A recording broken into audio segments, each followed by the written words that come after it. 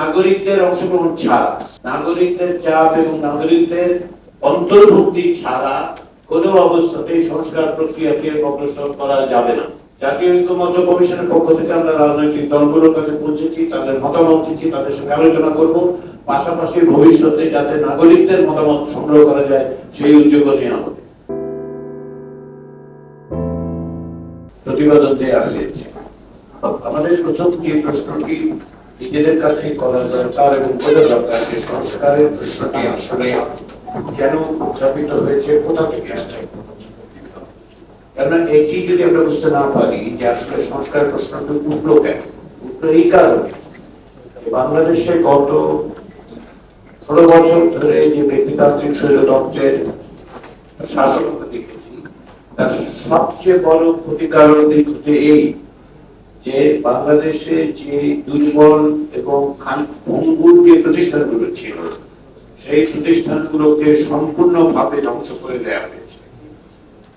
আমি বলেছি যে দুর্বল এবং ভঙ্গুর কেন, স্বাধীনতার পর থেকে বাংলাদেশে প্রতিষ্ঠান গড়ে তোলার চেষ্টাটা বারবার হোঁচট খেয়েছে এবং ক্ষেত্র বিশেষে রাজনৈতিক দলগুলো যারা ক্ষমতায় ছিলেন তারা আসলে প্রতিষ্ঠানগুলি গড়ে তুলতে উৎসাহী ছিলেন না, আগ্রহী ছিলেন না এবং গণতন্ত্রের চর্চা অব্যাহত না থাকার কারণে এই প্রতিষ্ঠানগুলো গড়ে ওঠে। তার কতগুলো উদাহরণ আছে।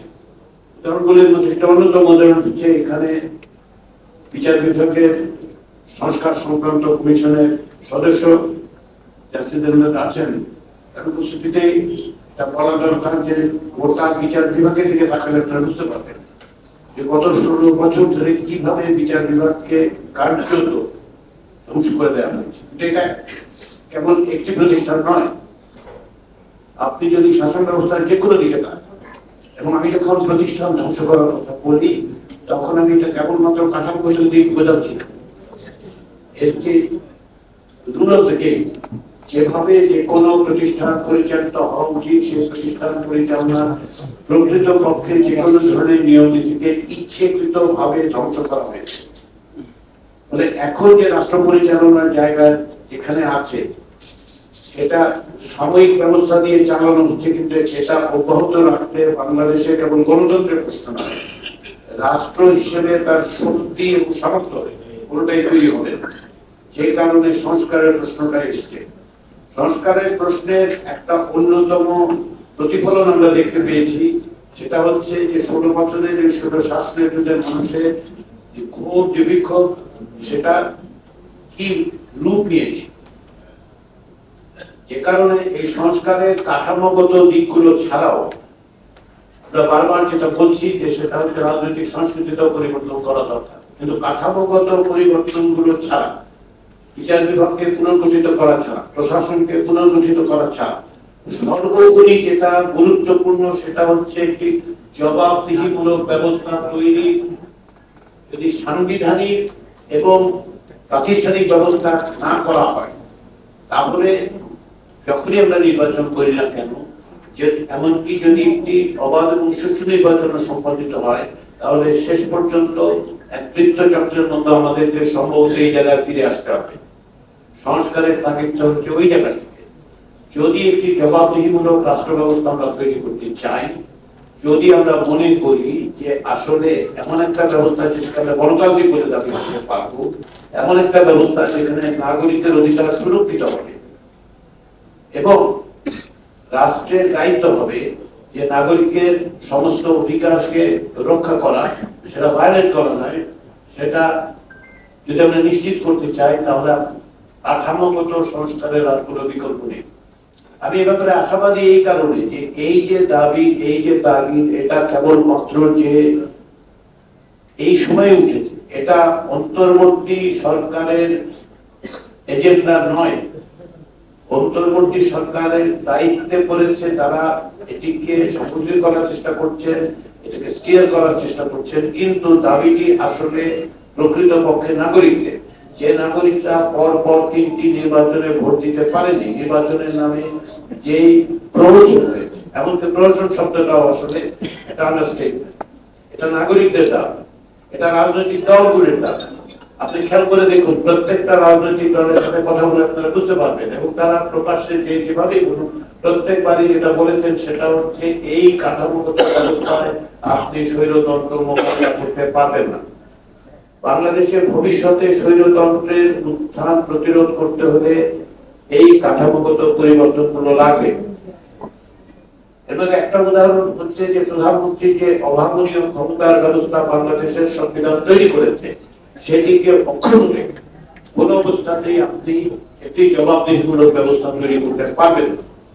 এটা আমাদের প্রথমে স্বীকার করে নেওয়া দরকার যে কোনো না কোনো ভাবে সাংবিধানিক ব্যবস্থা যেসব অব্যাহত থেকে এখনকার যে বিদ্যমান সংবিধান, সেই সংবিধান প্রধানমন্ত্রীর হাতে যে ক্ষমতা তুলে দিয়েছে সেই ক্ষমতা প্রয়োগ হলেই যথেষ্ট, অপপ্রয়োগের কোনো প্রয়োজন হচ্ছে না। প্রয়োগ হলেই যথেষ্ট যে আপনি আসলে এই ব্যবস্থাকে গণতান্ত্রিক রাখতে পারবেন না। এক ব্যক্তির হাতে একাধিক ধরনের ক্ষমতা এবং সেটা সাংবিধানিক ভাবে এতটাই হয়েছে যে তার আর কোন রকম চেকস এন্ড ব্যালেন্সের কোনো জায়গায় এসে আমরা তৈরি করতে পারি। যেমন ধরুন রাষ্ট্রপতি কার্যত একসময় একজন রাষ্ট্রপতি বলেছিলেন যে তার মাদার দেয়াল করা ছাড়া তার কোনো কাজ নেই। এটা শোনার পরে আমার প্রথম প্রতিক্রিয়া হয়েছিল আসলে তিনি সেটাও পারেন না। আসলে তিনি সেটাও পারেন না। বাংলাদেশের সংবিধান সুস্পষ্ট ভাবে রাষ্ট্রপতিকে দুটো কাজ করতে দিয়েছে। একটা হচ্ছে প্রধানমন্ত্রী নিয়োগ করা, যেটা আসলে জনগণ ঠিক করেন যদি আবার নির্বাচন হয়। দ্বিতীয় হচ্ছে প্রধান বিচারপতির সাথে আলোচনা ক্রমে আরেকটি কাজ করতে পারে। মাদার দেয়াল করতে যাওয়ার কোনো অধিকার আসলে বাংলাদেশের সংবিধান রাষ্ট্রপতিকে দেয়নি। সেটার জন্য প্রধানমন্ত্রীর কাছে অনুমতি চাইতে হবে না। এটাকে আমি ছোট করে দেখছি না এই কারণে যে আপনি দুটো প্রতিষ্ঠানের মধ্যে ভারসাম্যের অভাব কতটা সুস্পষ্ট হয়ে এটা বোঝা যায়। শুধু এটাই না, আপনি দেখুন যে সংবিধানে এমন ব্যবস্থা করা হয়েছে যে সংসদের ৭০ অনুচ্ছেদের মধ্য দিয়ে গোটা সংসদীয় ব্যবস্থায় ফ্লোর ক্রসিং বন্ধ করার নামে প্রত্যেকটা সংসদ সদস্যকে প্রধানমন্ত্রীর করদলগত করা হয়েছে। এটা নিয়ে গত ৫ বছর ধরে আলোচনা হচ্ছে, ১৯৯১ সালের পর থেকে আলোচনা হচ্ছে, কিন্তু কোন রকম ব্যবস্থা নেই। যে কারণে আমরা দেখতে পাই যে প্রধানমন্ত্রী রিমুভালের কোনো প্রসেস নেই। ওয়েস্টমিনস্টার স্টাইল ডেমোক্রেসিতে প্রধানমন্ত্রীর ইমপিচমেন্টের কোনো ব্যবস্থা থাকার কোনো কারণ নেই, কিন্তু তার রিমুভালের কোনো প্রসেস নেই। ১৯৭২ সালের সংবিধান প্রণয়নের ইতিহাসের সঙ্গে যারা বিষয় যারা জানেন তারা এটাও জানেন যে এই বিশেষ ব্যবস্থাটা তখন যেভাবে যুক্ত করা হয়েছে তাতে পরিবর্তিত হলেও শেষ পর্যন্ত যেটা দাঁড়িয়েছে সেটা হচ্ছে প্রধানমন্ত্রীর একচ্ছত্র আধিপত্য নিশ্চিত করা হয়েছে এবং সংসদ সদস্যদেরকে ব্যক্তির করদল করা হয়েছে। একদিকে স্বাধীনতা পার্লামেন্টকে কার্যত একদলীয় ব্যবস্থায় রূপান্তরের সব পদ্ধতি খোলা রাখা, প্রধানমন্ত্রীর একচ্ছত্র আধিপত্য নিশ্চিত করা, এগুলো কোন অবস্থাতেই গণতান্ত্রিক কোন জবাবদিহিমূলক রাষ্ট্র গঠনের জন্য অনুকূল নয়। নির্বাচনের ব্যবস্থা দিকে আপনি যদি তাকান তাহলে তাই দেখতে পাবেন এমন সব ব্যবস্থা করা হচ্ছে যার ফলে এই যে ৩টি তথাকথিত নির্বাচনের প্রয়োজন হয়েছে সেটা সম্ভব হয়েছে। নির্বাচন কমিশন বলে একটি প্রতিষ্ঠান কোন রকম দায়বদ্ধতা ছাড়াই দায়িত্ব সম্পাদন করেছেন, তার জন্য তাদেরকে কোনোভাবেই জবাবদিহিতার মুখোমুখি করা যাচ্ছে না।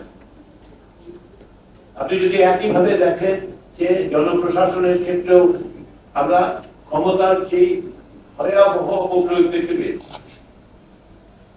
এগুলো আসলে প্রাতিষ্ঠানিক কাঠামোর গভীর দুর্বলতা যেগুলো মোকাবেলা করা ছাড়া, সংস্কার করা ছাড়া বাংলাদেশে জবাবদিহিমূলক রাষ্ট্র তৈরি করা যাবে না।